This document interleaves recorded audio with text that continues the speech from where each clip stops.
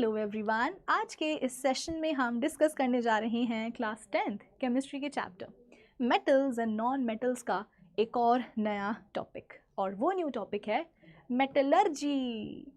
Actually इस topic का revision तो हम ऑलरेडी शुरू कर चुके हैं अपने प्रीवियस लेक्चर में, और जैसा कि मैंने आपको बताया था कि बेटा मेटलर्जी ना एक बड़ा टॉपिक है, तो इसीलिए इसे हम कवर करेंगे दो पार्ट्स में।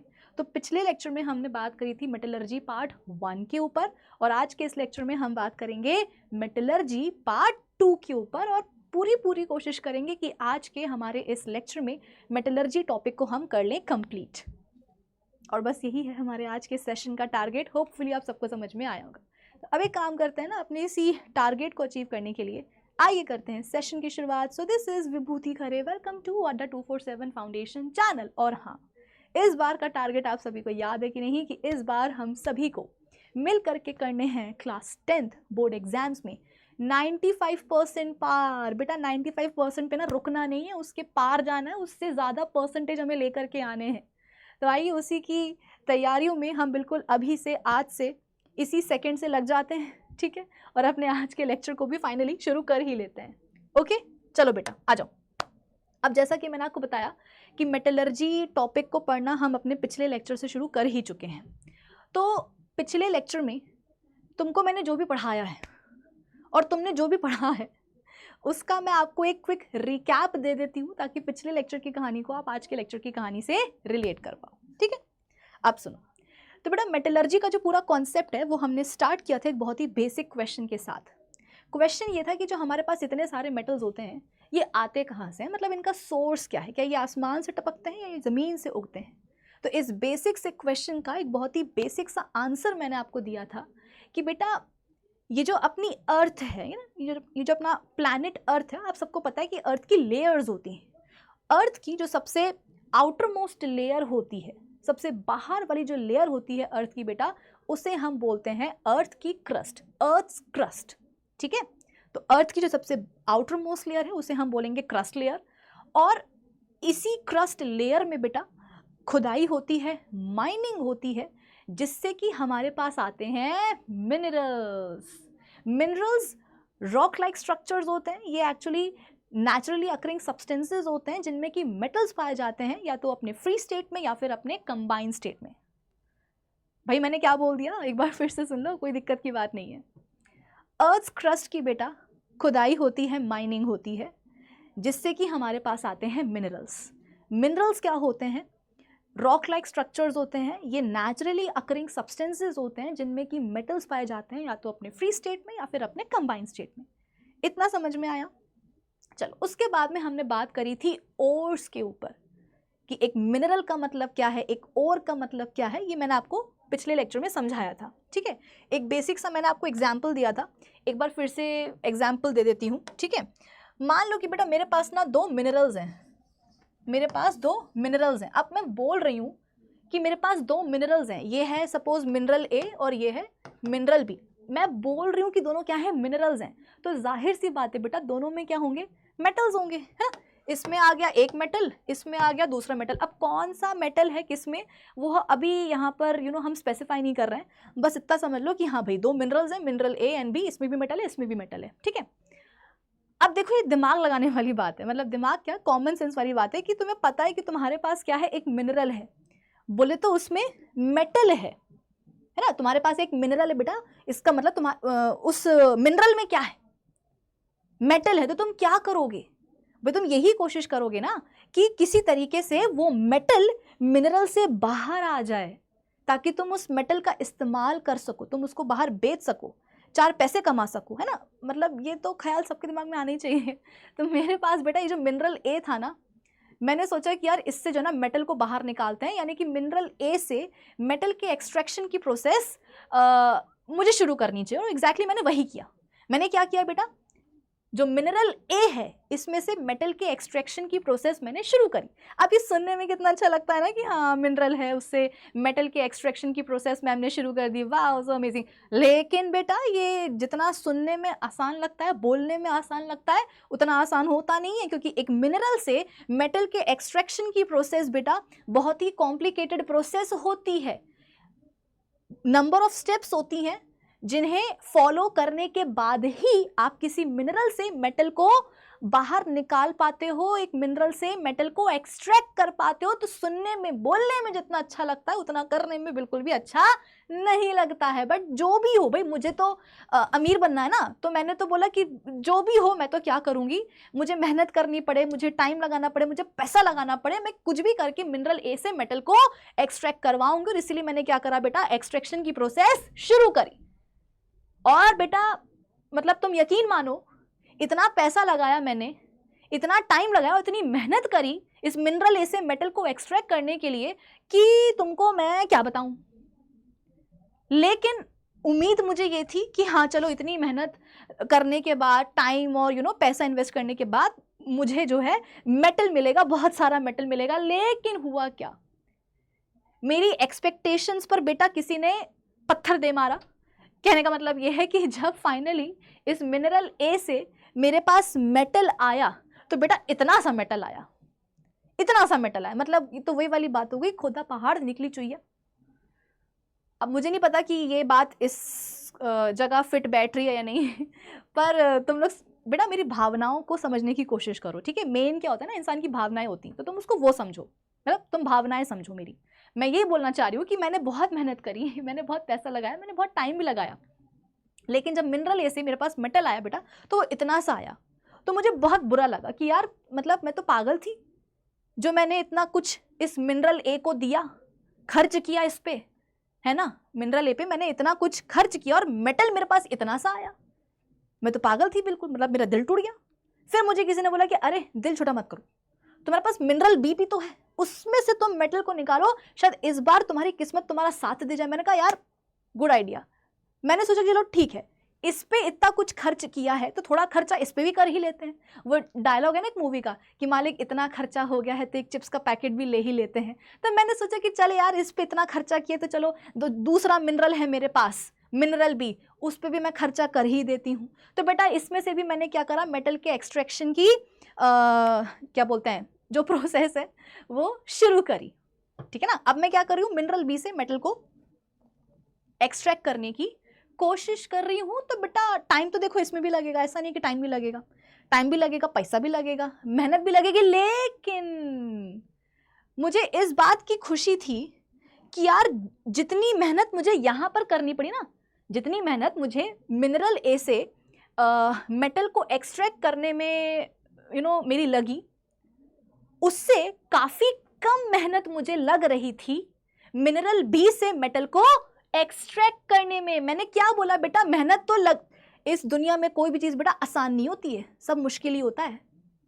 वो तो तुम्हारे ऊपर डिपेंड करता है कि तुम कितने डेडिकेटेड हो, तुम कितने सिंसियर हो अपने काम के लिए, है ना, उस पर चीज़ें डिपेंड करती। तो दोनों ही बेटा मिनरल्स हैं, और दोनों ही मिनरल्स में से जब आप मेटल को एक्सट्रैक्ट करवाना चाहोगे तो मेहनत तो लगेगी, टाइम लगेगा, पैसा लगेगा। लेकिन मैं खुश इस बात से थी कि यार जितना कुछ यहां पर मैंने लगाया ना, उससे काफी कुछ कम यहां लग रहा है। यानी कि कंपैरेटिवली मैं मतलब कंपेयर कर रही हूं दोनों मिनरल्स को, ठीक है। तो मुझे ये रियलाइज हुआ, मैंने ये कंक्लूड किया कि यार कंपैरेटिवली मिनरल बी से मेटल को मेरे लिए एक्सट्रैक्ट करना ईजी है, कन्वीनियंट है, मेहनत कम लग रही है, पैसा कम लग रहा है, टाइम भी कम लग रहा है। और खुशी मेरी डबल ट्रिपल हो गई जब मुझे ये पता चला कि यार इस मिनरल बी से जो मेरे पास मेटल निकल करके आया वो बहुत सारा निकल करके आया। यानी कि जो एक्सपेक्टेशंस मैंने इसके साथ लगाई थी बेटा, वो फाइनली यहां जाकर के पूरी हुई। तो यार देखो दोनों मिनरल्स में डिफरेंस तुम्हें पता चला ना। तुम ये तो नहीं बोल सकते कि मैम आप भेदभाव कर, बेटा मैं भेदभाव नहीं कर रही हूं। मैंने तुमसे पहले ही कहा था कि दोनों क्या हैं, दोनों मिनरल्स हैं। मेरा पहला सेंटेंस ही ये था कि भाई मेरे पास दो मिनरल्स हैं, इसमें भी मेटल है, इसमें भी मेटल है, लेकिन फिर भी दोनों मिनरल्स में बेटा तुम्हें डिफरेंस समझ में आया कि नहीं आया? कि कहने को तो दोनों मिनरल्स है, दोनों में मेटल है, इसमें भी है, इसमें भी है, लेकिन यहां पर एक्सट्रैक्शन की प्रोसेस बड़ी डिफिकल्ट है, बहुत टाइम टेकिंग है, बहुत पैसा लग रहा है, बिल्कुल भी कन्वीनियंट तो है ही नहीं बेटा। कन्वीनियंट का यहाँ पर सी भी नहीं है, ठीक है। उसके अलावा मेटल भी इतना सा निकल रहा है।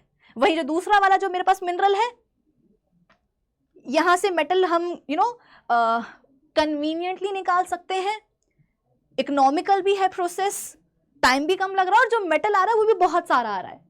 तो अपने आप क्या हुआ बेटा, मैंने नहीं किया भेदभाव, अपने आप आपको यहां पर दिख रहा होगा कि यार दोनों मिनरल्स में डिफरेंस तो है। और अगर डिफरेंस है तो बेटा आप ये डिफरेंस सामने वाले को, किसी तीसरे बंदे को बताओगे कैसे? कि मान लो तुम्हारा छोटा भाई तुम्हारे सामने बैठा हुआ है, अब तुम उसको बता रहे हो कि देखो बेटा ये क्या है, मिनरल्स है, लेकिन दोनों मिनरल्स में फर्क है।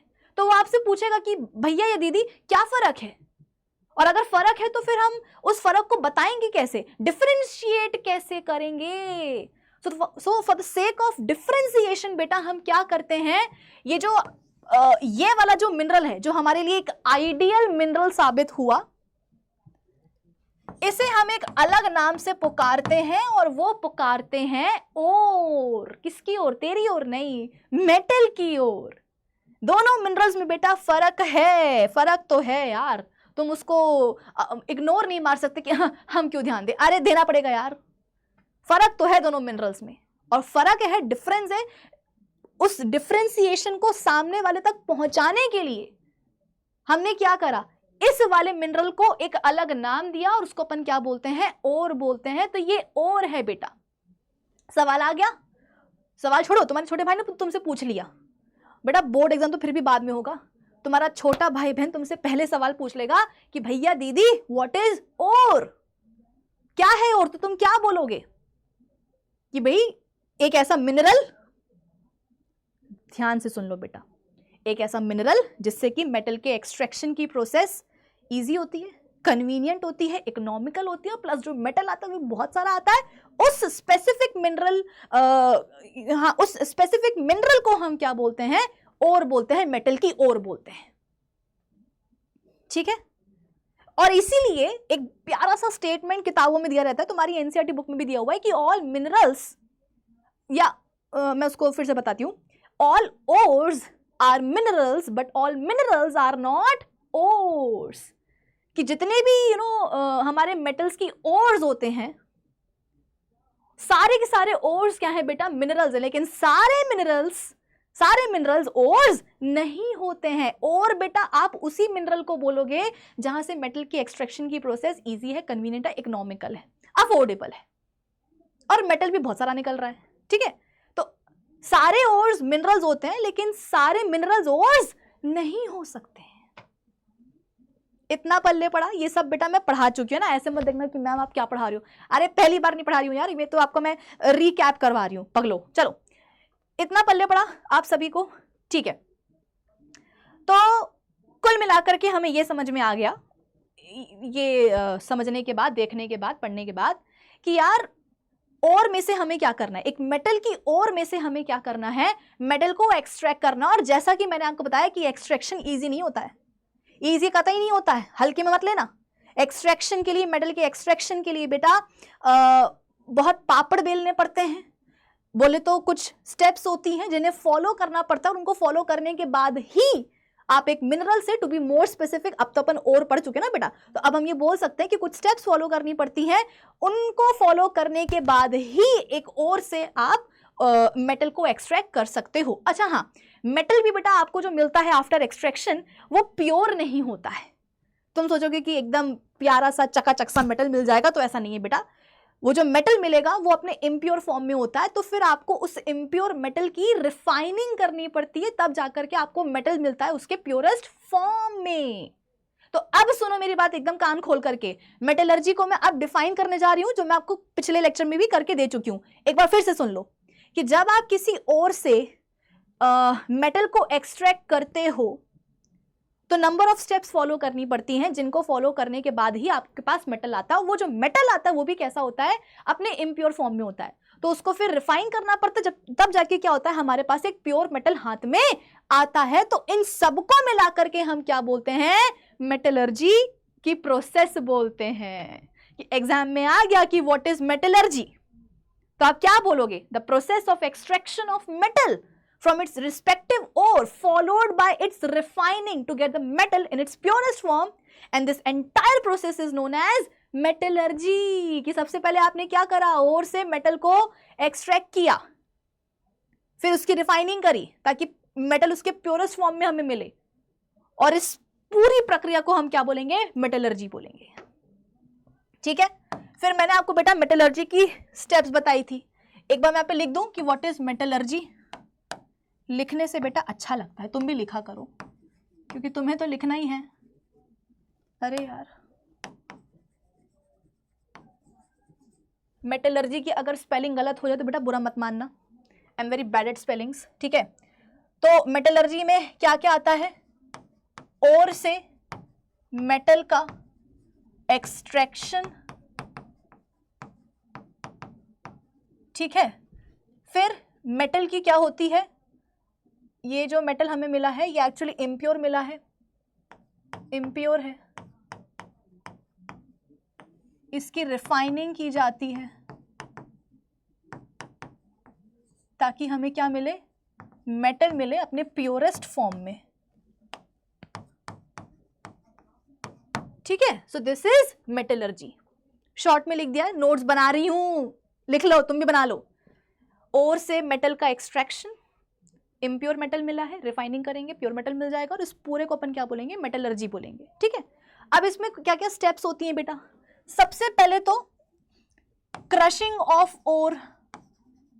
पहली स्टेप क्या होती है कि भाई ओर तुम्हें किसी ने अर्थ क्रस्ट की खुदाई करी है, माइनिंग करी, तुम्हारे पास जो है मिनरल आ गया है, मिनरल से मेटल का एक्सट्रैक्शन वहां पर क्या है, इजी है, कन्वीनियंट है, तुमने उसको क्या बोला कि भैया ये तो क्या है, मेटल की ओर है, तो तुम्हारे पास ओर आ गई। अब तुम्हें क्या करना है, ओर से तुम्हें मेटल निकले तो तुम क्या करोगे, सबसे पहले तुम उस ओर को क्रश करोगे बेटा, है ना, क्योंकि मैं आपको पहले ही बता चुकी हूँ कि मिनरल्स क्या होते हैं, रॉक लाइक स्ट्रक्चर्स होते हैं ना बेटा, पत्थर होते हैं बड़े बड़े से, तो तुम्हें क्या करना पड़ेगा, एक ओर में से मेटल को बाहर निकालने के लिए तुम्हें सबसे पहले उसको क्रश करना पड़ेगा। तो पहली स्टेप क्या होती है, क्रशिंग ऑफ ओर। और इसके लिए हम सिर्फ इतना पढ़ते हैं कि हाँ भाई बड़े बड़े क्रशर्स होते हैं, ग्राइंडर्स होते हैं, जिसमें कि हम क्या करते हैं, ओर को डालते हैं, जिससे कि हमें क्या मिल जाती है, पाउडर्ड ओर मिल जाती है, मतलब ओर का बिल्कुल ही चूरा चूरा पाउडर मिल जाता है बेसिकली, ठीक है। तो यहाँ पे मैं लिख देती हूँ, इसमें होगा क्या, powdered ore will be obtained, powdered ore is obtained, ठीक है। ये सब कुछ इसलिए बता रही हूँ बेटा ताकि आज के लेक्चर की कहानी तुम्हें आगे की समझ में आ जाए, वरना भूलोगे कि मैम पहले क्या पढ़ा था आज क्या पढ़ा है, याद नहीं आ रहा है, गजनी हो तुम लोग सब लोग, ठीक है ना। चलो, तो क्रशिंग ऑफ ओर कर दी, पाउडर्ड ओर हमें मिल गई। पाउडर्ड ओर में क्या क्या होता है वो तुमको मैं कल ही बता चुकी हूँ। पाउडर्ड ओर में बेटा आपको दो चीजें मिलती हैं, एक मिलती है तुम्हें क्या, इम्प्योरिटीज।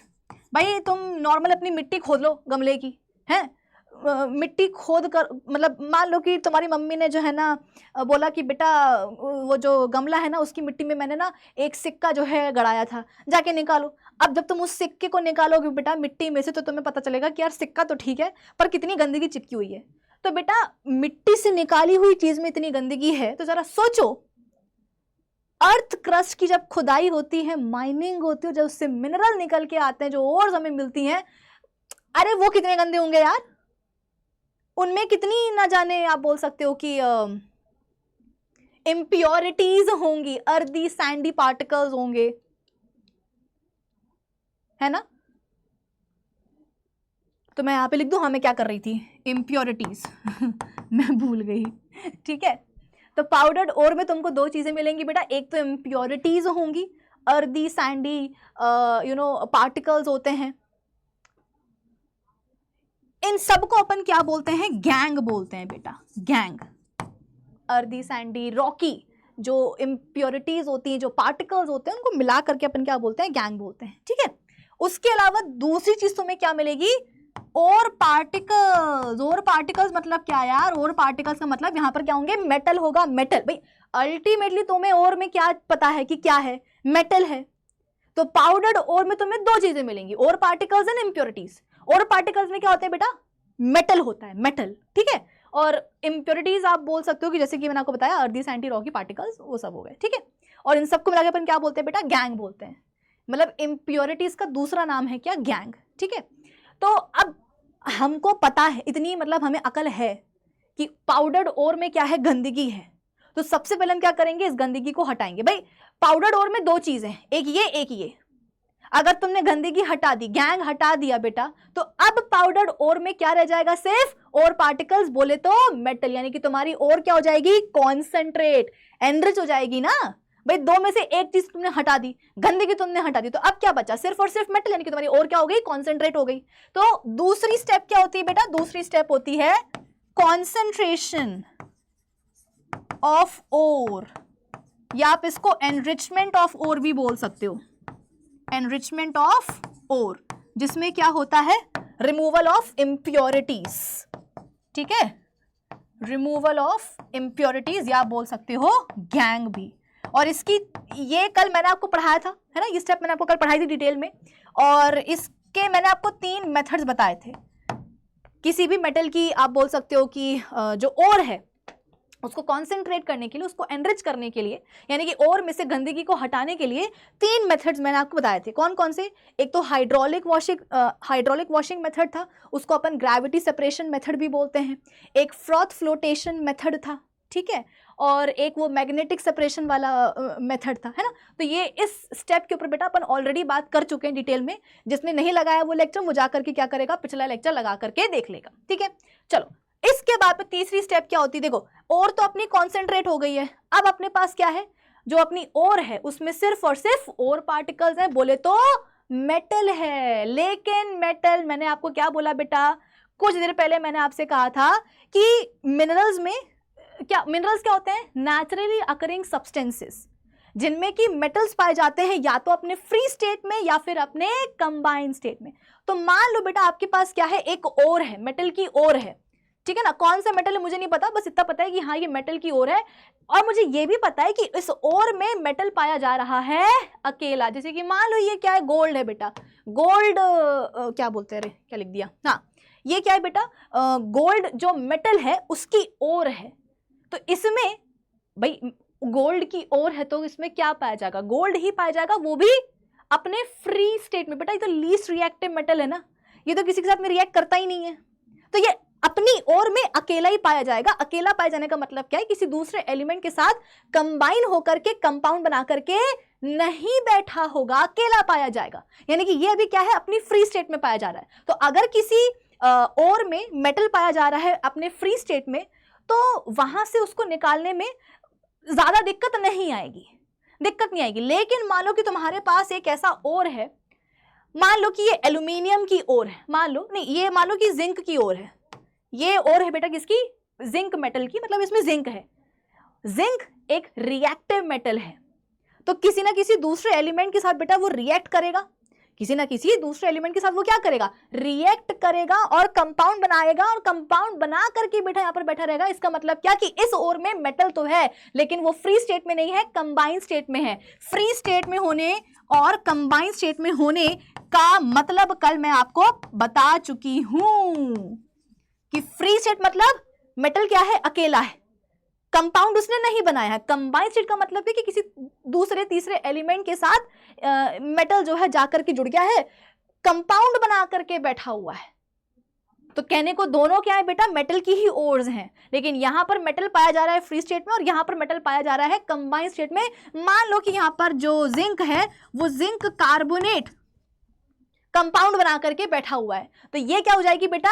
ये मैंने आपको बोलने का कल तरीका भी बताया था कि अगर किसी ओर में मेटल अपने कार्बोनेट कंपाउंड के फॉर्म में बैठे तो अपन उसको क्या बोलेंगे? कि वो हो जाएगी मेटल की कार्बोनेट ओर। क्यों? क्योंकि उस ओर में मेटल अपने कार्बोनेट कंपाउंड के फॉर्म में बैठा हुआ है।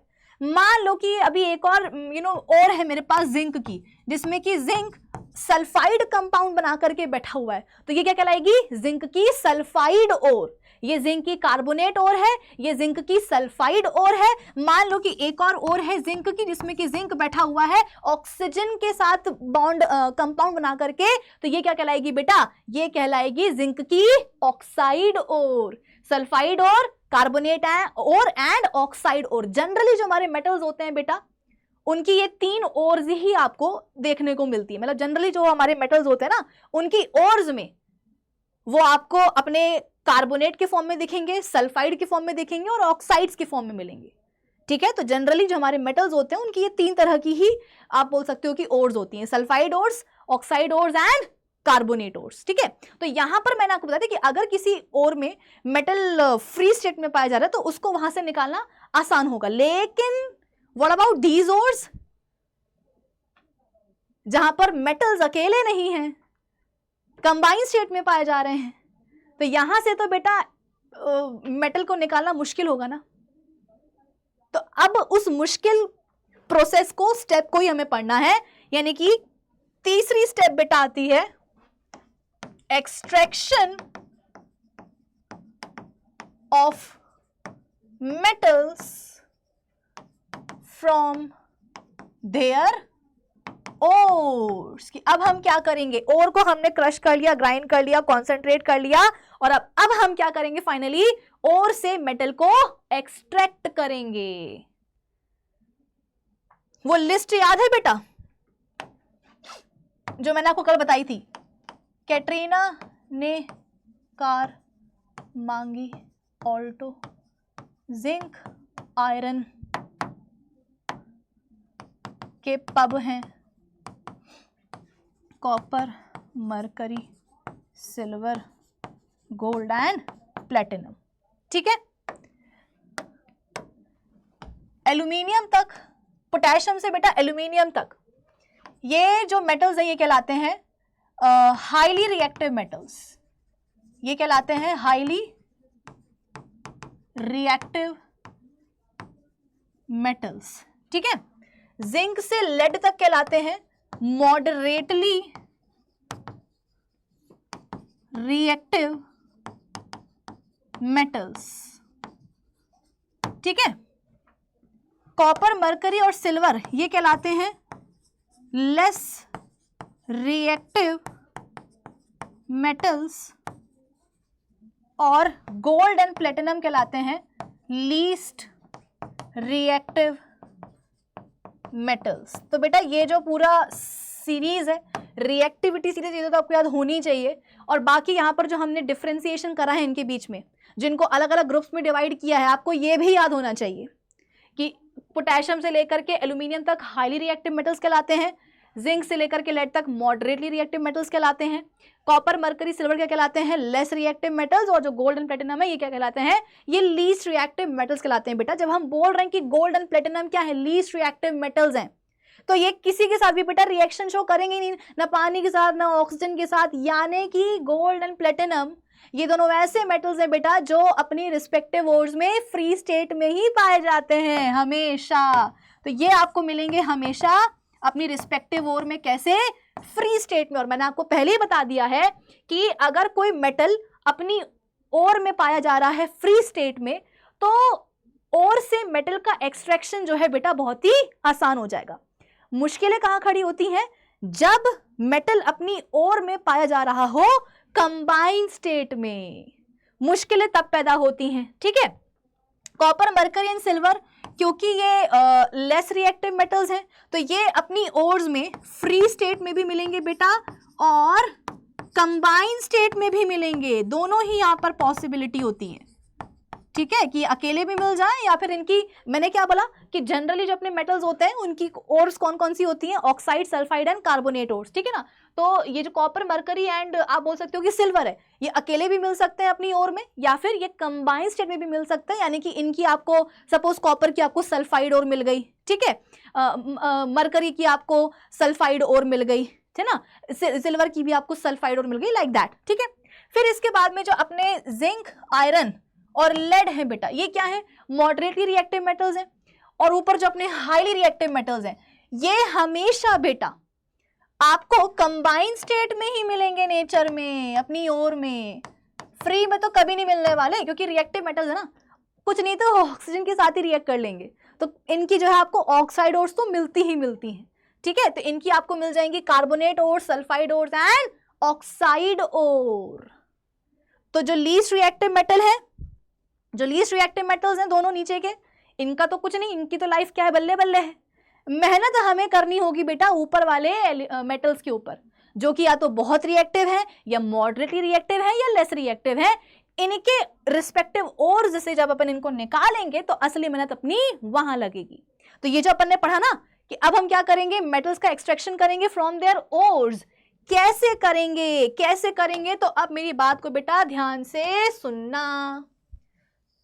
जब भी हम किसी मेटल को उसके रिस्पेक्टिव ओर से एक्सट्रैक्ट करते हैं, तो हमारा पहला जो कर्तव्य है वो ये होता है कि मान लो कि उस ओर में मेटल पाया जा रहा है कार्बोनेट कंपाउंड के फॉर्म में, यानी कि वो क्या है, मेटल की कार्बोनेट ओर है, यानी कि उस ओर में मेटल कार्बोनेट है। तो तुम क्या करोगे, सबसे पहले तुम मेटल कार्बोनेट को कन्वर्ट करोगे मेटल ऑक्साइड में। मैं बार बार बोल रही हूं कि जनरली हमारे मेटल्स की आपको ये तीनों ही ओर्स मिलती हैं, सल्फाइड, कार्बोनेट एंड ऑक्साइड ओर। इनके बारे में हो चुकी है बेटा बात। वो मेटल्स जो अपनी ओर्स में फ्री स्टेट में पाए जाते हैं, उनकी बात हो चुकी है। अब हम काम कर रहे हैं उन मेटल्स के ऊपर जो अपनी रिस्पेक्टिव ओर में पाए जाते हैं कंबाइंड स्टेट में। या तो उनकी कार्बोनेट ओर होगी, या सल्फाइड ओर होगी, या फिर ऑक्साइड ओर होगी। तो वहां से कैसे करेंगे एक्सट्रैक्शन, अब मैं आपको वो बता रही हूं कि सबसे पहले मान लो कि आपके पास एक मेटल कार्बोनेट है, यानी कि उस ओर में मेटल पाया जा रहा है मेटल कार्बोनेट के फॉर्म में। तो तुम सबसे पहले क्या करोगे, उस मेटल कार्बोनेट को कन्वर्ट करोगे मेटल ऑक्साइड में। फिर नेक्स्ट, अगर तुम्हारे पास मेटल की सल्फाइड ओर है, यानी कि कोई तुम्हारे पास ऐसा मेटल है जो कि अपनी ओर में सल्फाइड कंपाउंड के फॉर्म में प्रेजेंट है, तो तुम पता है क्या करोगे, तुम उस मेटल सल्फाइड को कन्वर्ट करोगे मेटल ऑक्साइड में। जैसे कि मान लो कि यहां पर हम जिंक का एग्जांपल ले रहे हैं, तो जिंक कार्बोनेट है, तो तुम सबसे पहले क्या करोगे, उसको जिंक ऑक्साइड में कन्वर्ट करोगे। तुम्हारे पास एक जिंक की ओर है जिसमें कि जिंक पाया जा रहा है अपने सल्फाइड के फॉर्म में, यानी कि तुम्हारे पास क्या है, जिंक सल्फाइड है। तो तुम क्या करोगे, जिंक सल्फाइड को सबसे पहले कन्वर्ट करोगे मेटल ऑक्साइड में, मतलब कि जिंक ऑक्साइड में। ऐसा क्यों, क्योंकि बेटा जब तुम्हारे पास मेटल ऑक्साइड आ जाता है ना, तो फिर उस मेटल ऑक्साइड को मेटल में कन्वर्ट करना बहुत आसान होता है। तुम्हें बस उस मेटल ऑक्साइड का करवाना होता है रिडक्शन, बोले तो रिमूवल ऑफ ऑक्सीजन। दिमाग लगाने वाली बात है ना, कि जिंक कार्बोनेट है, उसको कन्वर्ट कर दो किसमें, जिंक ऑक्साइड में। जिंक ऑक्साइड को क्या करो, किसी रिड्यूसिंग एजेंट के साथ में रिएक्ट करवा दो, तो वो क्या करेगा, ऑक्सीजन छीन लेगा इसकी। तो तुम्हारे पास क्या बचेगा, सिर्फ जिंक बचेगा, यानी कि अब तुम्हारे पास क्या आ जाएगा, मेटल आ जाएगा। तो ये तरीका होता है बेटा, मेटल के एक्सट्रैक्शन का तरीका होता है कि अगर कार्बोनेट हो रहा है कन्वर्ट करेंगे उसको मेटल ऑक्साइड में, सल्फाइड हो रहा है उसको कन्वर्ट करेंगे ऑक्साइड फॉर्म में। और अगर आपने बोला कि मैम मानो किसी मेटल की ऑक्साइड और है, ये तो क्या होगा, अरे कुछ नहीं, अगर किसी मेटल की ऑक्साइड ही और है, इसका मतलब क्या कि ऑलरेडी उस और में मेटल अपने ऑक्साइड के फॉर्म में। तो तुम्हें क्या करना होगा, सिर्फ इन दोनों को स्किप करके तुम्हें क्या करना होगा, सीधे सीधे उसका रिडक्शन करवाना होगा, ताकि तुम्हें क्या मिल जाए, अल्टीमेटली मेटल मिल जाए। ठीक है, चलो अब एक चीज और सुन लो, कार्बोनेट ओर्स को मेटल ऑक्साइड में कन्वर्ट करने के लिए जो प्रोसेस होती है उसे हम बोलते हैं कैल्सिनेशन। क्या बोलते हैं बेटा, कैल्सिनेशन। व्हाट इज कैल्सिनेशन, कुछ नहीं, जो मेटल कार्बोनेट है, ठीक है, जो मेटल कार्बोनेट है उसे हीट करते हैं, स्ट्रांगली हीट करते हैं एयर या ऑक्सीजन की एब्सेंस में, जिससे कि क्या होता है, हमारे पास मेटल ऑक्साइड आ जाता है और साथ में निकल जाती है क्या, कार्बन डाइऑक्साइड गैस भी। जैसे कि हमने जिंक कार्बोनेट का एग्जांपल ले लेते हैं कि जिंक कार्बोनेट की ओर है जिसमें कि जिंक पाया जा रहा है अपने कार्बोनेट कंपाउंड के फॉर्म में, इसको अपन हीट कर देंगे एयर या ऑक्सीजन की एब्सेंस में, क्या हो जाएगा, जिंक ऑक्साइड बन जाएगा और कार्बन डाइऑक्साइड गैस भी साथ में निकल लेगी। Sort of decomposition reaction. चीजें टूटी तो रही है ना बेटा, ठीक है। चलो, तो C for carbonate, C for calcination, याद कैसे रखोगे वो बताने का तरीका है ये कि C for carbonate, C for calcination, कि कार्बोनेट ओर्स को मेटल ऑक्साइड में कन्वर्ट करने के लिए हम लगाते हैं क्या, कैल्सिनेशन, जिसमें कि हम क्या करेंगे, कार्बोनेट ओर को हीट करेंगे एयर या ऑक्सीजन की एब्सेंस में। आप बोलोगे कि मैम एयर या ऑक्सीजन की एब्सेंस में क्यों कर रहे हैं, क्योंकि बेटा तुम्हें सिर्फ इसको तोड़ना है।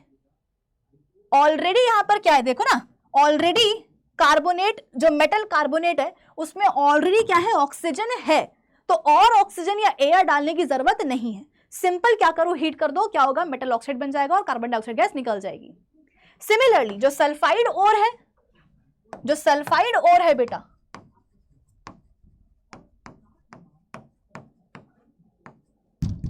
सल्फाइड और जो है उसे मेटल ऑक्साइड में कन्वर्ट करने के लिए जो प्रोसेस लगती है उसका नाम है रोस्टिंग। क्या नाम है? रोस्टिंग। यानी कि यहां हम क्या करेंगे, मेटल सल्फाइड को हीट करेंगे एयर या ऑक्सीजन की प्रेजेंस में, ताकि क्या हो, मेटल ऑक्साइड आ जाए और सल्फर डाइऑक्साइड गैस निकल जाए। ठीक है, तो हमें क्या करना है, सल्फाइड और कार्बोनेट ओर्स को कन्वर्ट करना है मेटल ऑक्साइड में। दोनों के अपने अपने तरीके हैं, तरीके में सिमिलरिटी है कि दोनों को हीट ही करते हैं। कैल्सिनेशन होती है कार्बोनेट ओर्स के लिए, जहां पर एयर या ऑक्सीजन की एब्सेंस में हीट करते हैं ओर को। सल्फाइड ओर में क्या करते हैं, ओर को गर्म करेंगे, हीट करेंगे, लेकिन एयर या ऑक्सीजन की प्रेजेंस में। और इस प्रोसेस को अपन क्या बोलते हैं, रोस्टिंग बोलते हैं।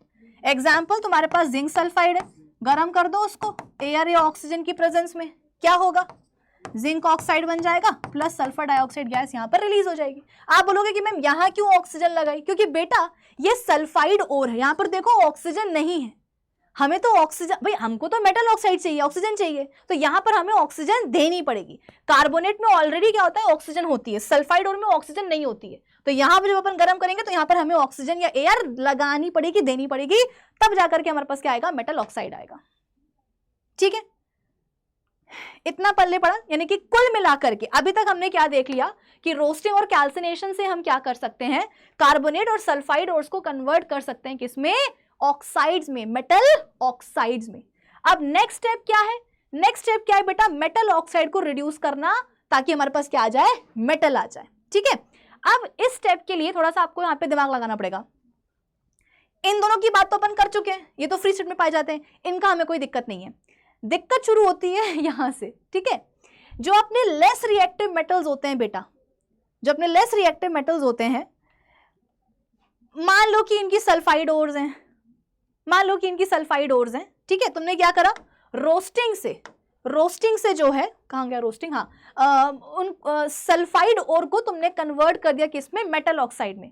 अब क्या करना है, मेटल ऑक्साइड को रिड्यूस करना है, ताकि तुम्हारे पास क्या आ जाए, मेटल आ जाए। तो बेटा क्योंकि ये लेस रिएक्टिव मेटल्स होते हैं, कॉपर, मरकरी एंड सिल्वर, तो इनके जो मेटल ऑक्साइड्स होते हैं उन्हें रिड्यूस करने में ज्यादा दिक्कत नहीं आती है, क्योंकि लेस रिएक्टिव मेटल्स है ना। ऐसा नहीं कि रिएक्टिव नहीं है, रिएक्टिव है, तभी तो क्या करा है, ऑक्सीजन के साथ में जुड़ करके इनने क्या करा है, अपने ऑक्साइड्स बनाए हैं, कॉपर ऑक्साइड, मरकरी ऑक्साइड है ना, मरकरी ऑक्साइड हो गया, सिल्वर ऑक्साइड हो गया, लाइक दैट। लेकिन क्योंकि ये लेस रिएक्टिव है, तो इसके चक्कर में क्या होता है ना, आप इनको जरा सा हीट कर दो, इनके मेटल ऑक्साइड्स को आप जरा सा हीट कर दो, उतने में क्या होते हैं, इनके मेटल ऑक्साइड्स ऑक्सीजन का साथ छोड़ देते हैं और अलग हो जाते हैं, मतलब कि रिडक्शन हो जाता है। हम क्या पढ़ रहे हैं बेटा, हम पढ़ रहे हैं कि हम मेटल्स को कैसे एक्सट्रैक्ट कर सकते हैं, और से। जो फ्री स्टेट में पाए जा रहे हैं उनका लोचा नहीं है। जनरली जो हमारे मेटल्स होते हैं वो अपने कार्बोनेट, सल्फाइड्स एंड ऑक्साइड्स और में मतलब जनरली हमारे मेटल्स की ऑक्साइड्स और होती है, सल्फाइड्स और होती है, और कार्बोनेट ओर्स होती हैं। तो पहली स्टेप क्या होती है कि अगर तुम्हारे पास मेटल की सल्फाइड या कार्बोनेट ओर है, तो तुम क्या करोगे, उसको सबसे पहले कन्वर्ट करोगे मेटल ऑक्साइड में, जिसके लिए होते हैं दो तरीके, रोस्टिंग एंड कैल्सिनेशन। कैल्सिनेशन होता है कार्बोनेट ओर्स के लिए और रोस्टिंग होती है सल्फाइड ओर्स के लिए। अब तुम्हारे पास जब मेटल ऑक्साइड आ गए हैं, तो तुम्हें क्या करना होगा, उन्हें बस रिड्यूस करना होगा, ताकि तुम्हारे पास क्या आ जाए, मेटल आ जाए और ऑक्सीजन हो जाए क्या, अलग। तो इसके लिए क्या होता है, जो अपने लेस रिएक्टिव मेटल्स होते हैं, इनके जो ऑक्साइड्स होते हैं उनको आपको बस हीट करना होता है, उतने में ही वो ऑक्सीजन का साथ छोड़ देते हैं और मेटल में जो है रिड्यूस कर जाते हैं। समझे? ये देखो एनसीईआरटी की बेटा जो क्या बोलते हैं रिएक्शंस हैं, उनका ही एग्जाम्पल मैं आपको देती हूं। ये देखो, ये है बेटा सिनेबार। सिनेबार मतलब कि मरकरी की ओर, जिसमें कि मरकरी पाया जाता है अपने सल्फाइड कंपाउंड के फॉर्म में, मर्क्यूरिक सल्फाइड बोलते हैं बेटा। क्योंकि सल्फाइड ओर है, तो सल्फाइड ओर को मेटल ऑक्साइड में कन्वर्ट करने के लिए क्या करेंगे, रोस्टिंग करेंगे। रोस्टिंग में क्या करते हैं, गर्म करते हैं एयर या ऑक्सीजन की प्रेजेंस में। तो देखो यहाँ पर क्या हुआ है, मर्क्यूरिक ऑक्साइड है, सिनेबार है बेटा, ये याद रखना है आपको, बोर्ड एग्जाम में सिनेबार के ऊपर सवाल आ चुका है। अभी मैं आपको कुछ जरूरी मेटल की ओर्स के नाम बता दूंगी जो आपको याद रखने होंगे, ठीक है ना। तो दिस इज सिनेबार, मरकरी की ओर, जिसमें कि मरकरी है अपने सल्फाइड कंपाउंड के फॉर्म में क्या बना हुआ है, मर्क्यूरिक सल्फाइड बना हुआ है। क्या करेंगे, देखो ऑक्सीजन की प्रेजेंस में क्या करेंगे, इसको हम हीट करेंगे। हीटिंग से क्या होगा, देखो मर्क्यूरिक ऑक्साइड बन जाएगा HgO और सल्फर डाइऑक्साइड गैस निकल जाएगी। अब क्योंकि ये क्या है, लेस रिएक्टिव मेटल है, तो इसको रिड्यूस करने के लिए आपको क्या करना होगा, कुछ नहीं, बस इसको हीट कर देना होगा। सिंपल बेटा, गर्म कर दो तो क्या होगा, देखो मरकरी अलग हो जाएगा और ऑक्सीजन अलग हो जाएगा। तो एक बार आपके पास मेटल ऑक्साइड आ गया, फिर उसको रिड्यूस कैसे करना है वो डिपेंड करता है किसके ऊपर, मेटल्स की रिएक्टिविटी के ऊपर, कि जो अपने लेस रिएक्टिव मेटल्स हैं जैसे कि ये क्या बोलते हैं अपने कॉपर, सिल्वर एंड मरकरी, तो इनके ऑक्साइड्स को रिड्यूस करने के लिए आपको सिर्फ क्या करना होता है, हीट करना होता है, क्योंकि ये लेस रिएक्टिव मेटल्स हैं, इनकी ऑक्साइड्स को जरा सा हीट करोगे उतने में ही ये ऑक्सीजन का साथ छोड़ करके मेटल में रिड्यूस हो जाएंगे।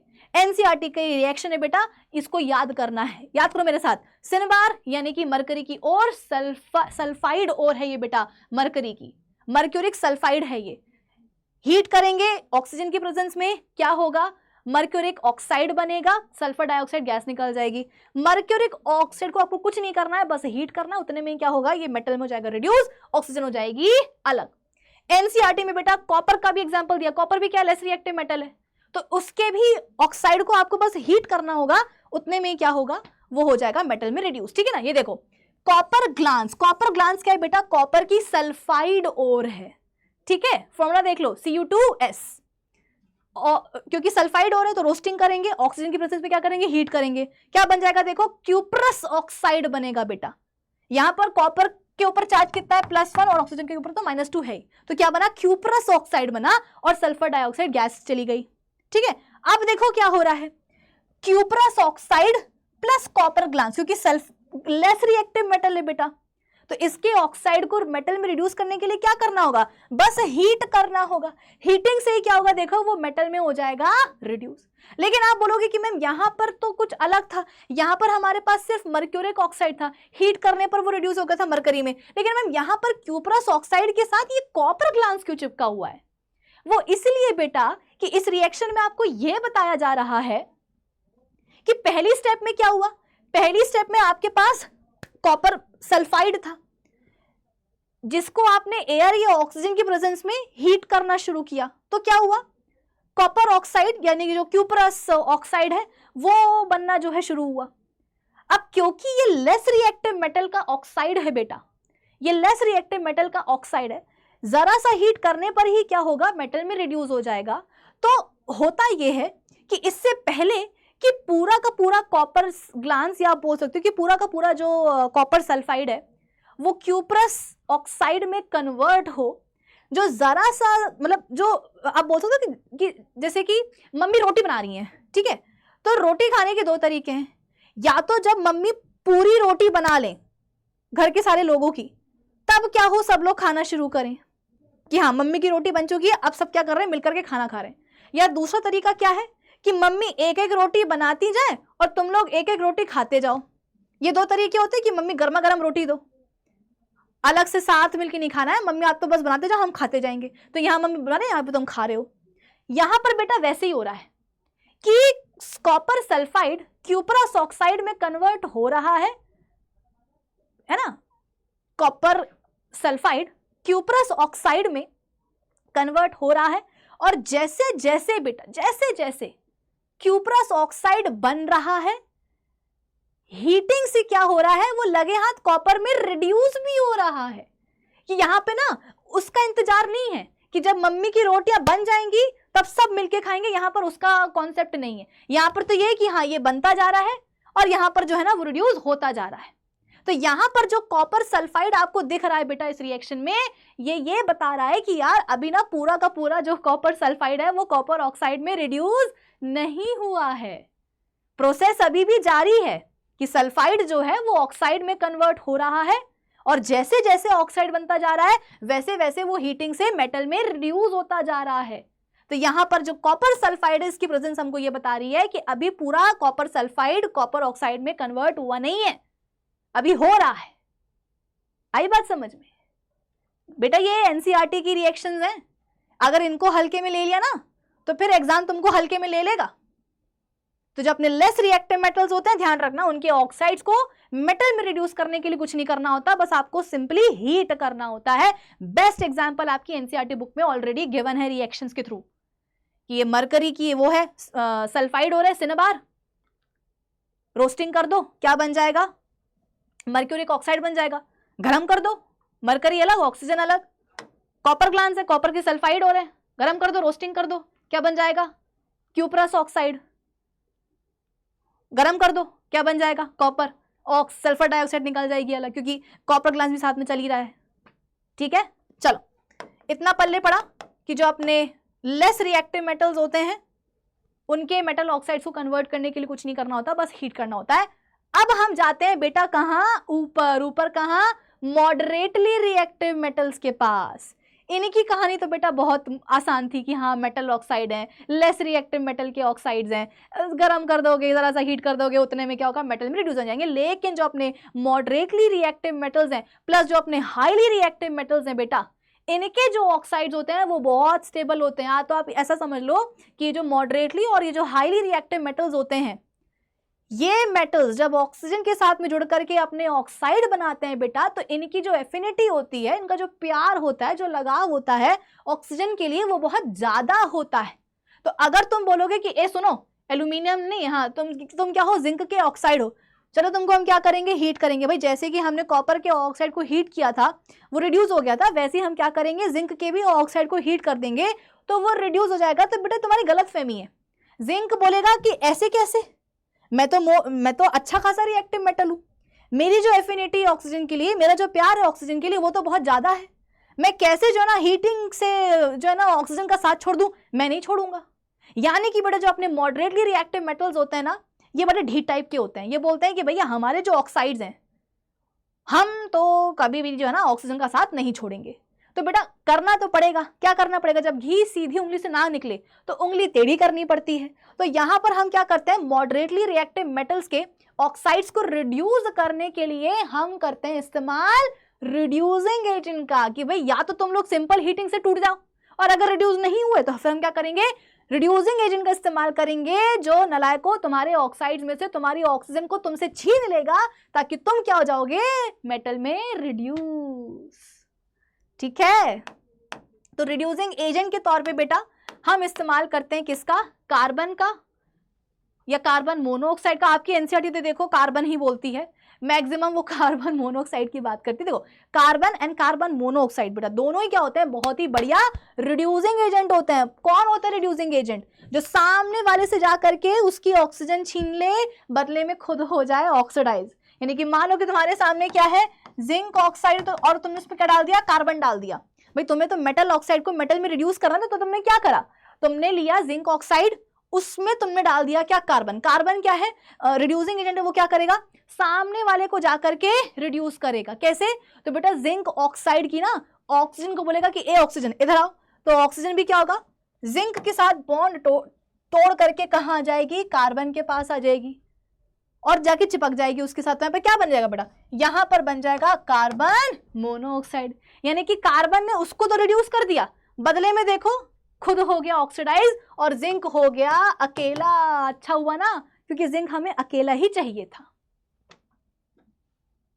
कार्बन मोनोऑक्साइड का भी इस्तेमाल कर सकते हैं कि तुम्हारे पास जो है, मान लो कि फेरिक ऑक्साइड है, ठीक है ना, इसको रिड्यूस करने के लिए तुमने क्या करा है, कार्बन मोनोऑक्साइड का इस्तेमाल किया है। तो क्या होगा, ये इसकी ऑक्सीजन छीन लेगा, क्या बन जाएगा यहाँ पे बेटा, कार्बन डाइऑक्साइड, और आयरन हो जाएगा अकेला, यानी कि मेटल ऑक्साइड हो गया रिड्यूस इनटू मेटल। ठीक है, एनसीईआरटी की रिएक्शन देख लें, आ जाओ। ये देखो कैल्सिनेशन, रोस्टिंग वगैरह यहाँ पर दिखाई जा रही है। ये देखो hematite, hematite, what is hematite, iron की ओर। आप इसको ऐसे रख सकते हो, एक हेमलता आंटी है, ठीक है ना, हेमलता आंटी है जिनको आयरन की कमी है, तो हेमलता आंटी से याद आ जाएगा आपको हेमेटाइट। आयरन की कमी है, खून की कमी है, आयरन की कमी, तो ये क्या है बेटा, आयरन की ओर है, जिसमें कि आयरन पाया जाता है फेरिक ऑक्साइड के फॉर्म में। अब क्या करेंगे, इसका गरम करेंगे बेटा। भाई हमें क्या करना है, रिड्यूस करना है ना मेटल ऑक्साइड को। मॉडरेटली रिएक्टिव जो अपने मेटल हैं उनके जो ऑक्साइड्स हैं उनको हमें रिड्यूस करना है, तो हम क्या करेंगे, गर्म तो करेंगे लेकिन साथ में क्या करेंगे, डाल देंगे रिड्यूसिंग एजेंट जैसे कि कार्बन। तो ये देखो यहाँ पे क्या होगा, कार्बन बोलेगा ऑक्सीजन से चलो मेरे पास आओ, तो ऑक्सीजन इसके पास आ जाएगी, ये हो जाएगा अकेला और ये बन जाएगा क्या, carbon monoxide. Zinc oxide plus carbon heat कर दो, क्या बन जाएगा बेटा, zinc and carbon monoxide. Carbon monoxide भी क्या है बेटा, अच्छा आप बोल सकते हो कि रिड्यूसिंग एजेंट है, तो carbon monoxide plus ferric oxide क्या बन जाएगा बेटा, आयरन और carbon dioxide. Zinc oxide plus carbon monoxide गर्म कर दो, क्या बन जाएगा, जिंक एंड कार्बन डाइऑक्साइड। अब कुछ बेटा मेटल ऑक्साइड्स ऐसे भी होते हैं जिनको रिड्यूस करने के लिए, रिड्यूसिंग, जैसा कि मैंने आपको बताया कि जो अपने मॉडरेटली रिएक्टिव मेटल्स हैं उनके मेटल ऑक्साइड्स को रिड्यूस करने के लिए you need a reducing agent. Simple heating से काम नहीं चलेगा। रिड्यूसिंग एजेंट के तौर पर हम इस्तेमाल कर सकते हैं कार्बन का, कार्बन मोनोऑक्साइड का, कुछ केसेस में हम हाइड्रोजन का भी इस्तेमाल करते हैं लेकिन वो आपके एनसीईआरटी बुक में दिया नहीं गया है, तो will stick to carbon and carbon monoxide, ठीक है। लेकिन कुछ मेटल ऑक्साइड्स ऐसे भी होते हैं बेटा जिन्हें रिड्यूस करने के लिए मेटल्स में हम इस्तेमाल करते हैं रिड्यूसिंग एजेंट के तौर पर उनसे ज्यादा रिएक्टिव मेटल का। जैसे कि मान लो तो कि तुम्हारे पास क्या है, मान लो कि तुम्हारे पास है मैंगनीज डाइऑक्साइड, इसको तुम्हें रिड्यूस करना है मैंगनीज में, तो तुम क्या करोगे, रिड्यूसिंग एजेंट का तो इस्तेमाल करोगे, लेकिन वो कौन होगा रिड्यूसिंग एजेंट, एक ऐसा मेटल जो मैंगनीज से भी क्या हो, ज्यादा रिएक्टिव हो, जैसे कि aluminium. Aluminium being more reactive than manganese, पता है क्या करेगा, वो उससे बोलेगा कि आए बड़े मैंगनीज तुम कहाँ हमारी जो है ना हमारे सामने कंपाउंड बना के बैठे हो, चलो भगो वहां से। यानी कि एल्यूमिनियम आकर के बेटा मैंगनीज डाइऑक्साइड से मैंगनीज को ही मुक्का मार के भगा देगा और खुद उसकी जगह पे आके बैठ जाएगा और क्या बना लेगा, एल्यूमिनियम ऑक्साइड, और मैंगनीज हो जाएगा घर से बेघर। तो this is a type of a displacement reaction जहां पर हम एक मोर रिएक्टिव मेटल का इस्तेमाल कर रहे हैं एज अ रिड्यूसिंग एजेंट, ताकि वो क्या करे, उससे कम रिएक्टिव मेटल के ऑक्साइड में से मेटल को डिस्प्लेस करके भगा दे, ताकि मेटल क्या हो जाए बेटा, मिल जाए हमें। नेक्स्ट एग्जांपल क्या है, क्रोमियम ऑक्साइड। इससे भी क्या होता है बेटा, एल्यूमिनियम ज्यादा रिएक्टिव होता है क्रोमियम से, तो क्या करेगा, इसको डिस्प्लेस कर देगा और क्या बना लेगा, एल्यूमिनियम ऑक्साइड, और अपने पास क्या आ जाएगा, क्रोमियम मेटल आ जाएगा। तो ऐसे ही आप बोल सकते हो कि रिएक्शंस जिनमें कि एल्यूमिनियम का इस्तेमाल किया जाता है मेटल ऑक्साइड्स को मेटल में रिड्यूस करने के लिए, ऐसी रिएक्शंस को अपन बोलते हैं एल्यूमिनोथर्मी। क्या बोलते हैं, एल्यूमिनोथर्मी। देयरफॉर, ठीक है। और उसके अलावा यहाँ पर खास बात क्या है बेटा, खास बात यह है कि जब अपन एल्यूमिनियम का इस्तेमाल करते हैं मेटल ऑक्साइड्स को रिड्यूस करने के लिए मेटल्स में, इन रिएक्शंस में ना बहुत ज्यादा बेटा हीट एनर्जी रिलीज होती है, बहुत ज्यादा, इतनी हीट एनर्जी निकलती है, इतनी हीट एनर्जी निकलती है कि मेटल्स जो यहाँ पर आपको मिलते हैं ना बेटा, वो उनके मॉल्टन फॉर्म में मिलते हैं। देखो ना यहाँ पर क्या लिखा हुआ है साइड में, मैग्नीज और क्रोमियम के बगल में एल, एल मतलब लिक्विड, यानी कि यहाँ पर जो आपको मेटल्स मिल रहे हैं ये मिल रहे हैं इनके मॉल्टन फॉर्म में, पिघले हुए फॉर्म में। क्यों, क्योंकि इस रिएक्शन में इतनी हीट पैदा हुई कि जो मेटल आया ना वो पिघल करके आया, मॉल्टन फॉर्म में आया, ठीक है। तो एक बार मैं आपको रिकैप करवाती हूं, अपन ने अभी तक क्या क्या पढ़ लिया है। हम बात कर रहे थे किसकी बेटा, मेटल ऑक्साइड को रिड्यूस करने की मेटल में, ठीक है। जो अपने लेस रिएक्टिव मेटल्स हैं इनके मेटल ऑक्साइड्स को आपको बस हीट करना होता है, बाकी अपने आप ही मेटल में रिड्यूस हो जाते हैं। मॉडरेटली रिएक्टिव मेटल्स जो होते हैं बेटा, इनके मेटल ऑक्साइड्स को रिड्यूस करने के लिए आपको बकायदा along with heating reducing agent का इस्तेमाल करना होता है। अधिकतर केसेस में हम रिड्यूसिंग एजेंट क्या लेते हैं, कार्बन या कार्बन मोनोऑक्साइड, ठीक है। रिएक्शंस मैंने आपको बताई दी हैं। उसके अलावा कुछ कुछ केसेस में क्या होता है, ये देखो, कुछ कुछ केसेस में आप बोल सकते हो कि जो मेटल ऑक्साइड्स होते हैं उनको रिड्यूस करने के लिए कई बार एज अ रिड्यूसिंग एजेंट हम इस्तेमाल करते हैं उनसे ज्यादा रिएक्टिव मेटल्स का, जैसे कि एल्यूमिनियम। तो वो सारी रिएक्शंस जिनमें कि एल्यूमिनियम का इस्तेमाल करते हैं हम मेटल ऑक्साइड को मेटल में रिड्यूस करने के लिए, उसको अपन क्या बोलते हैं, एल्यूमिनोथर्मी। और यहाँ पर, ठीक है, जो हीट निकलती है वो इतनी ज्यादा निकलती है कि आपके पास जो मेटल आता है रिड्यूस होकर के वो बहुत ही मोल्टन स्टेट में आता है अपने, है ना। So the reduction of metal oxides to metal using aluminium as a reducing agent is called aluminothermy, ठीक है। फिर इसके बाद में बेटा इसी तरीके से हम क्या करते हैं, आपको पता है रिएक्टिविटी सीरीज में एल्यूमिनियम आता है आयरन के ऊपर, तो वो क्या कर सकता है, फेरिक ऑक्साइड में से ऑक्सीजन को निकाल सकता है और मेटल मतलब मेटल आपको यहाँ पर अकेला मिल सकता है, ठीक है। तो यहाँ पर हम क्या करेंगे, देखो फेरिक ऑक्साइड है, उसमें हम डालेंगे एल्यूमिनियम, गर्म कर देंगे, ठीक है। तो एल्यूमिनियम बीइंग मोर रिएक्टिव क्या करेगा, आयरन को उसी के कंपाउंड में से मुक्का मार के भगा देगा, खुद वहां पर जाकर के बैठ जाएगा, और बेटा यहाँ पे आपको क्या बनता हुआ नजर आएगा, एल्यूमिनियम ऑक्साइड, और आयरन हो जाएगा घर से बेघर। तो ये क्या है बेटा, एल्यूमिनोथर्मी है, जहां पर एल्यूमिनियम का हम इस्तेमाल कर रहे हैं as a reducing agent metal oxide को मेटल में कन्वर्ट करने के लिए। लेकिन मैंने क्या बोला कि हीट इतनी ज्यादा निकलेगी कि मेटल जो आपके हाथ में आएगा वो पिघल करके आएगा। तो यहाँ पर जो आयरन आया देखो वो कैसा आया, पिघल के आया है, और इसी पिघले हुए आयरन का बेटा हम इस्तेमाल करेंगे लोहे के टूटे फूटे मशीन के पार्ट्स और जो रेलवे ट्रैक्स होते हैं उनको जोड़ने के लिए। वो जैसे कि रेलवे ट्रैक्स है ना, लोहे के बने होते हैं, टूट गए, क्रैक आ गया, तो अब उस क्रैक को भरने के लिए लोहे के उसको जोड़ने के लिए क्या करना पड़ेगा, अरे तुम्हारे पास पिघला हुआ लोहा होना चाहिए ना बेटा। जैसे कि मान लो ये दो ऐसे टुकड़े हैं लोहे के, सपोज ये दो क्या है, पार्ट्स हैं किसी बड़ी सी मशीन के लोहे के हैं, अब ये टूट गए हैं, मतलब एक पार्ट था जो टूट गया है, अब उन टुकड़ों को जोड़ने के लिए तुम क्या करोगे, पिघला हुआ लोहा लेकर के आओगे, पिघला हुआ लोहा लेकर के आओगे, इन दोनों के बीच में डालोगे, ताकि क्या हो, जब ये लोहा सॉलिडिफाई हो तो दोनों टुकड़े क्या हो जाएं बेटा, जुड़ जाएं। तो इसे हम बोलते हैं थर्माइट रिएक्शन। बोर्ड एग्जाम में सवाल बन चुका है थर्माइट रिएक्शन पर कि what is thermite reaction. This reaction जहां पर आप बोल सकते हो कि फेरिक ऑक्साइड को आयरन में रिड्यूस करने के लिए हम इस्तेमाल करते हैं एल्यूमिनियम का एज अ रिड्यूसिंग एजेंट, जिससे कि होता है क्या है, ढेर सारी निकलती है हीट, और उस हीट से क्या होता है, हमारे पास जो आयरन आता है वो आता है पिघल करके।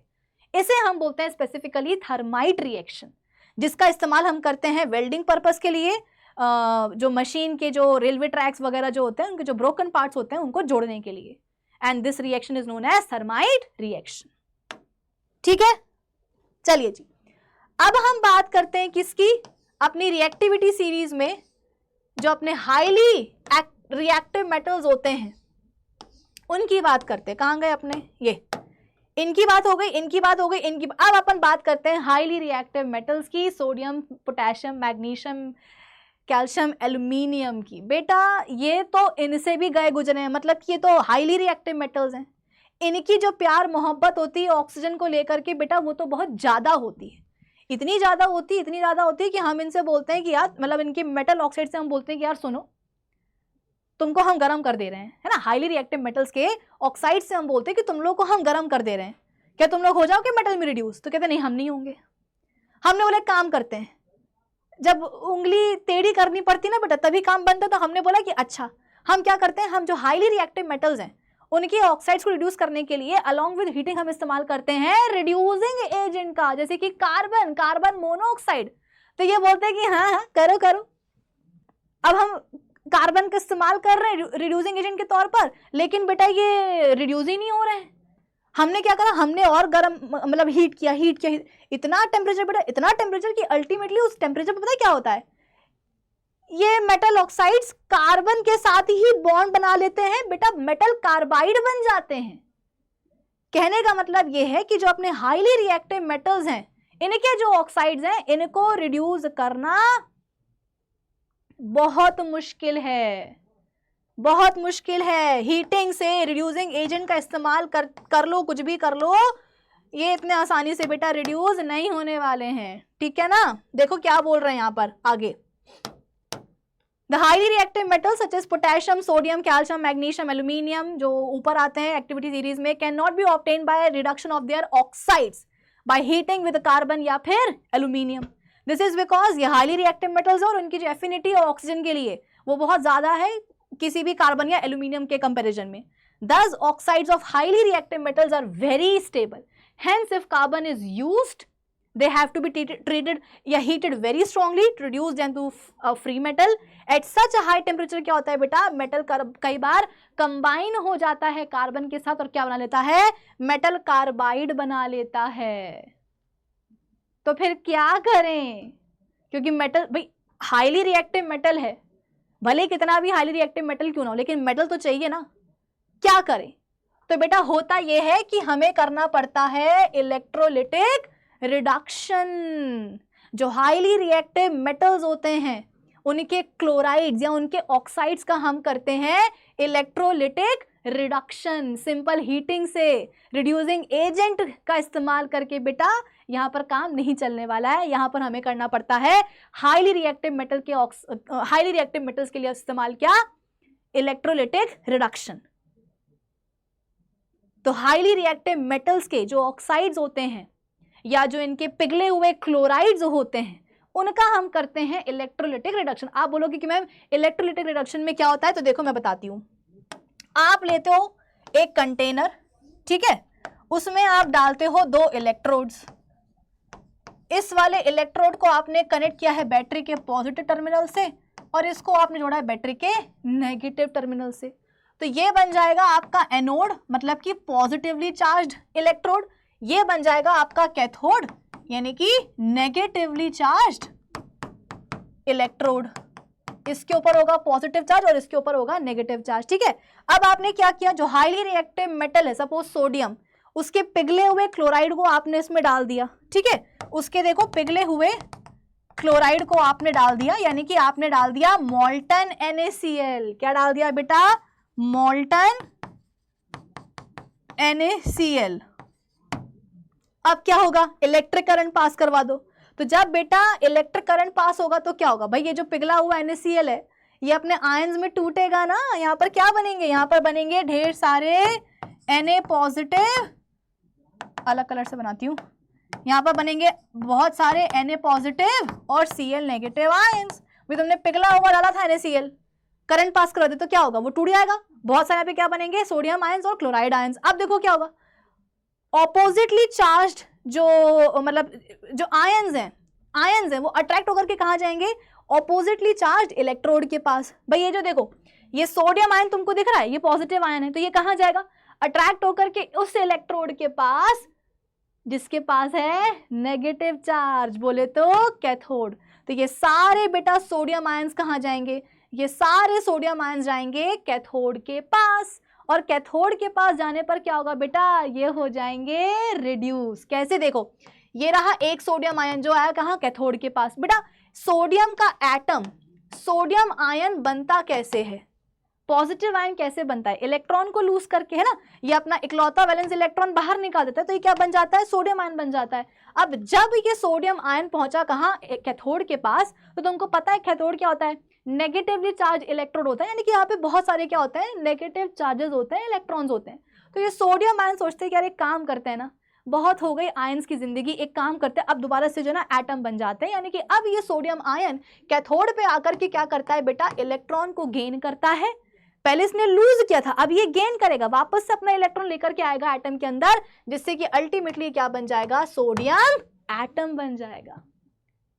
ऐसे ही सारे के सारे सोडियम आयन आएंगे कैथोड के पास, एक एक इलेक्ट्रॉन गेन करके क्या बन जाएंगे, सोडियम एटम में कन्वर्ट होते जाएंगे। तो तुम्हारे पास कैथोड के ऊपर क्या होगा ना बेटा, सोडियम डिपॉजिट होने लग जाएगा। तुमको क्या चाहिए था, तुमको मेटल ही तो चाहिए था ना। तो देखो ना कैथोड के ऊपर आ तो रहा है मेटल, बस तुमने यहाँ पर हीटिंग नहीं करा, रिड्यूसिंग एजेंट नहीं इस्तेमाल करा, तुमने क्या करा, उसके पिघले हुए क्लोराइड को जो है तुमने इलेक्ट्रोलिटिक रिडक्शन करवा दिया, तुमने इलेक्ट्रोलिसिस करवा दिया। इलेक्ट्रोलिसिस का मतलब क्या है, इलेक्ट्रिक करंट पास करवा करके तोड़ना। तो NaCl टूटा अपने आयंस में, सोडियम आयंस पहुंचे कैथोड के पास, इलेक्ट्रॉन्स को गेन कर करके क्या बन गए, सोडियम एटम, और सारे के सारे सोडियम एटम में बेटा वो कैथोड के ऊपर आकर के चिपकते जाएंगे। ठीक है, अब इसको रिडक्शन क्यों बोल रहे हैं, क्योंकि देखो ना पहले सोडियम एटम के ऊपर चार्ज कितना था, आयन के ऊपर चार्ज कितना था, +1, और बाद में कितना हो गया, 0। भाई पहले ऑक्सीडेशन स्टेट +1 थी, बाद में कितनी हो गई, 0 हो गई। तो +1 से 0 पे आ गया, तो रिडक्शन नहीं हुआ तो क्या हुआ।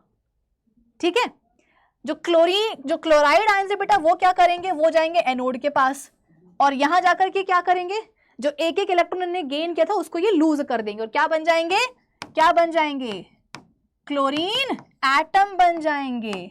और ये सारे एटम्स मिलके क्या करेंगे बेटा, क्लोरीन एटम्स बना लेंगे क्लोरीन गैस। तो आपको एनोड पे क्या मिलेगी, क्लोरीन गैस। इसी तरीके से आप जो हाईली रिएक्टिव मेटल के ऑक्साइड्स हैं उनका इलेक्ट्रोलिटिक रिडक्शन भी करवा सकते हो। जैसे कि देखो, अब आपके पास कंटेनर है, एक इलेक्ट्रोड, दूसरा इलेक्ट्रोड, ये हो गया एनोड, ये हो गया कैथोड, इसके ऊपर नेगेटिव चार्ज, इसके ऊपर पॉजिटिव चार्ज। अब आपने इसमें क्या कराया बेटा, एल्यूमिनियम ऑक्साइड डाल दिया है, एल्यूमिनियम ऑक्साइड डाल दिया है, हाईली रिएक्टिव मेटल का ऑक्साइड डाल दिया। अब अपन क्या करेंगे, इसका इलेक्ट्रोलिटिक रिडक्शन करवाएंगे। कैसे, जैसे ही करंट पास होगा बेटा ये अपने आयंस में टूटेगा। क्या आयंस बनेंगे, यहां पर बनेंगे Al3 positive ions and O2 negative ions, है ना। एल्यूमिनियम ऑक्साइड टूटेगा तो दो तरह के आयंस बनेंगे, Al3 positive and O2 negative ions. अब क्या होगा, पॉजिटिव आयन है, कहां जाएगा, नेगेटिव इलेक्ट्रोड के पास, कैथोड के पास। ये पहुंचा कहां, कैथोड के पास। जितने भी एल्यूमिनियम आयंस है बेटा, जितने भी एल्यूमिनियम आयंस है कहां पहुंचेंगे, सबके सब पहुंचेंगे कैथोड के पास। वहां पहुंचने के बाद देखो क्या होगा, एल्यूमिनियम का एक जो आयन है ये बोलेगा कि यार मैंने अपने तीनों वैलेंस इलेक्ट्रॉन्स को एटम में से बाहर निकाल दिया था, एक काम करता हूं मैं वापस ले आता हूं। तो ये 3 इलेक्ट्रॉन्स बेटा गेन करेगा और क्या बन जाएगा, एल्यूमिनियम का एटम बन जाएगा। क्या बन जाएगा, एल्यूमिनियम का एटम। ऐसे ही सारे एल्यूमिनियम आयंस पहुंचेंगे, इलेक्ट्रॉन्स को गेन करेंगे और क्या बना लेंगे, एल्यूमिनियम एटम। और सारे के सारे एल्यूमिनियम एटम कैथोड के ऊपर इकट्ठा होते जाएंगे तो तुम्हारे पास क्या आ जाएगा, कैथोड पर हाईली रिएक्टिव मेटल एल्यूमिनियम आ जाएगा। ऑक्सीजन के जो आयंस हैं वो कहाँ जाएंगे, एनोड के पास, और यहाँ जाकर के वो क्या करेंगे बेटा, अपने जो इलेक्ट्रॉन्स इनने गेन किए थे वो वापस से लूज करेंगे और क्या बन जाएंगे, ऑक्सीजन एटम्स। ये सारे ऑक्सीजन एटम्स बेटा मिल करके क्या करेंगे, ऑक्सीजन गैस बना लेंगे एट एनोड। ठीक है, चलो okay, so the method is called electrolytic reduction because on electrolysis metal ions being positive are liberated at cathode where they gain electrons and are converted into metal atoms, है ना। क्या हो रहा था यहाँ पर देखो कि कैथोड पर मेटल आयंस आते हैं, इलेक्ट्रॉन्स को गेन करके क्या बनते हैं, मेटल एटम्स बन जाते हैं।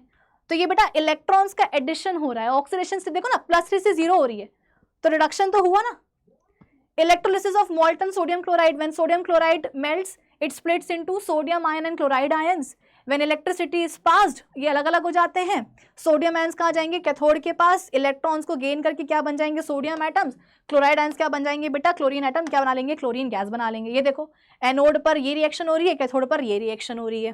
ठीक है, फिर उसके बाद में इलेक्ट्रोलिसिस ऑफ मॉल्टन एल्यूमिना यानी कि एल्यूमिनियम ऑक्साइड। तो यहाँ पर देखो कैथोड पर ये रिएक्शन हो गई, एनोड पर ये हो गई।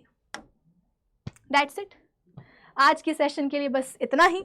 आज अपन ने क्या करा है, एक फाइनल स्टेप बेटा रह गई है इलेक्ट्रोलिटिक रिफाइनिंग की, मतलब कि ऑलमोस्ट अपना जो मेटलर्जी है बेटा वो हो चुका है कंप्लीट। हमने ये 3 जो आपको मैंने स्टेप्स बताई हैं, कहाँ गई, वो तीनों अपन ने कंप्लीट कर ली हैं, है ना। क्रशिंग ऑफ ओर हो गया, कॉन्सेंट्रेशन हो गया ओर का, मेटल का एक्सट्रैक्शन हो गया है उनकी ओर से। अब बस इतना है कि जो मेटल आया वो अपने पास इम्प्योर है, उसको प्योरीफाई कैसे करते हैं, इलेक्ट्रोलिटिक रिफाइनिंग से। तो वो मैं आपको पढ़ा दूंगी अगले लेक्चर में। ठीक है, तो आज के लिए बेटा बस इतना ही।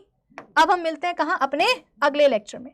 और अगले लेक्चर में क्या करेंगे, इलेक्ट्रोलिटिक रिफाइनिंग पढ़ेंगे और साथ में पढ़ेंगे कोरोजन भी, यानी कि अगला लेक्चर होगा इस चैप्टर का आखिरी लेक्चर। तो अब हम मिलेंगे नेक्स्ट लेक्चर में, तब तक के लिए keep learning with Adda 247 foundation channel. Bye bye, have a great day.